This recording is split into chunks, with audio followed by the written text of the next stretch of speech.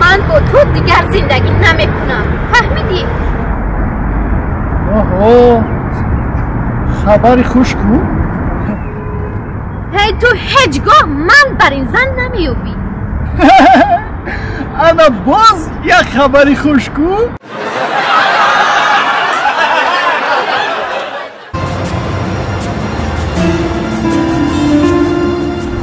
سبب چی است که اینقدر تو جنگ و جنجال میکنی؟ به سبب بیهوده. سبب چی است؟ گپ سنوخی؟ در وقتش من به عقل بودم، کور و کر بودم که با تو خاندار شدم. ای اگر در وقتش به من نمیرسیدی تو آخری عمر انا همین خیلی کور و کر و به عقل میماندی.